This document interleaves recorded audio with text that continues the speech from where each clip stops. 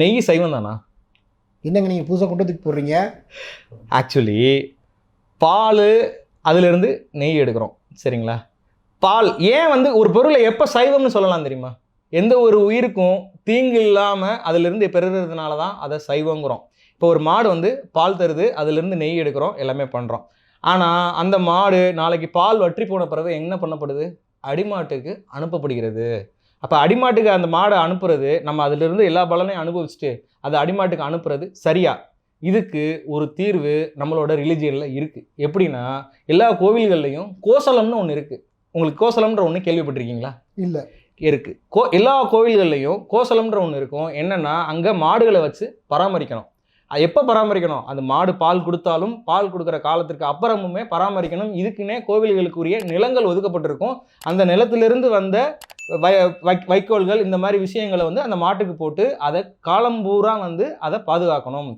அந்த மாட்டை நீங்கள் காலம்போல வச்சு பாதுகாத்தா தான் நீங்கள் எடுத்த பால் சைவம், இல்லைன்னா அது அசைவம் அப்படின்ற கேட்டகரியில் தான் வரும். நான் இன்னைக்கு நம்மளோட சூழ்நிலையில், நம்மளோட சொசைட்டியில் என்ன விஷயம் நடந்துகிட்டு இருக்கு அப்படின்னா, ஒரு மாடு பலன் தர்ற வரைக்கும் அதை வச்சு அனுபவிச்சுட்டு பலன் கொடுக்கறத முடித்தோடனே அதை வந்து நம்ம அடிமாட்டுக்கு அனுப்பிடுறோம். ஒரு மாட்டை அதோட வாழ்நாள் முழுக்க பலன் கொடுத்ததுக்கு அப்புறமும் வச்சு யாரால் பாதுகாக்க முடியலையோ அவன் பாலோ நெய்யோ உபயோகப்படுத்துறதுக்கு தகுதி இல்லாத ஒரு மனிதன். நம்ம எல்லாரும் காலையில் எந்திரிச்ச உடனே டீ குடிக்கிறோம் அப்படிங்கிற ஒரு விஷயத்த வந்து நம்மளோட ரெகுலர் ஹேபிட் ஆயிடுது. ஆனால் இந்த ஹேபிட்டு நம்மளுக்கு முன்னாலிருந்து இருந்ததா அப்படின்னா, நம்மளோட மரபில் காலையில் எந்திரிச்சோடனே நீச்சல் தண்ணி, அதாவது சாப்பாட்டிலிருந்து எடுத்த நீரை தான் நீச்சல் தண்ணின்ற பேரில் காலையில் வெறும் வயிற்றில் குடிச்சிட்டு வயலுக்கு போகிற பழக்கம் இருந்துச்சு. அப்படி இருக்கும்போது எப்படி இந்த டெய்லி காலையில் டீ குடிக்கிறது அப்படின்ற ஒரு ஹேபிட் நமக்கு வந்துச்சு அப்படின்னு நீங்கள் நல்லா ரூட் காஸ் பார்த்தீங்க அப்படின்னா, டீயை முதல்ல நம்ம மக்களுக்கு எப்போ பழக்கப்படுத்தினாங்கன்னா, தொழிற்சாலைகளில் வேலை செய்கிறவங்க ஷிஃப்ட் முடித்து வெளியே வரும்போது இந்த டீ கம்பெனிக்காரங்களே வாசலில் பெரிய பெரிய அண்டாக்களில் இனாமா டீயை வந்து ஒரு கப்பு கொடுக்க ஆரம்பித்தாங்க. அதை குடிக்க ஆரம்பித்த எல்லாருக்குமே ஒரு பழக்கம் வந்துச்சு. சாயந்தரம் ஆச்சுன்னா ஒரு டீ குடிக்கணும் அப்படின்ற ஒரு டெம்டேஷன் வந்துச்சு. 3 மாதம் கழிச்சு என்ன பண்ணால், அவன் அந்த இடத்துல டீ கொடுக்கல. வெளியில் இந்த மாதிரி டீ கடைகள் இருக்குது, வேணும்னா அங்கே கூடி, இல்லை உன் வீட்டிலே போட்டு குடிக்கணும்னா பாக்கெட் இருக்குது அப்படிங்கிற ஒரு விஷயத்தை அறிமுகப்படுத்திட்டான். இப்போ என்ன ஆகுது, தினம் குடிச்சு பழக்கப்பட்ட நமக்கு டீ குடிக்கணுன்ற ஒரு டெம்டேஷன் வந்துடுது. அதுக்கு பால் தேவை.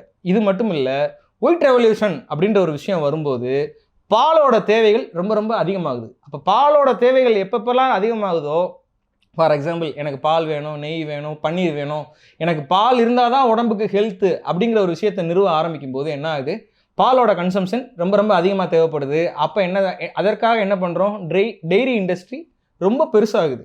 அப்போது அதற்காக மாடுகளை செயற்கையாக இன்னும் மாடுகளோட எண்ணிக்கையை அதிகரிக்க ஆரம்பிக்கிறாங்க.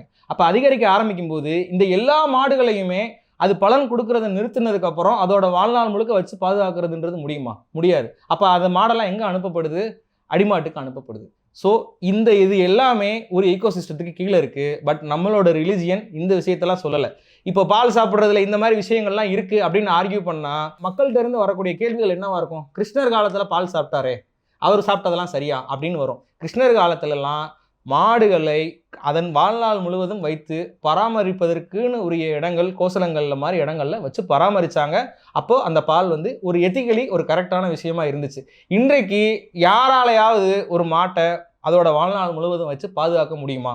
ஒரு சில கோசலங்கள் எனக்கு தெரிஞ்சு இந்த விஷயத்தை செய்யுது. எல்லா இடங்களிலையும் இது நடப்பதில்லை. எல்லா மாடு வச்சிருக்கிறவங்களும் அதோட வாழ்நாள் முழுவதும் வச்சு பாதுகாக்கிறாங்களா?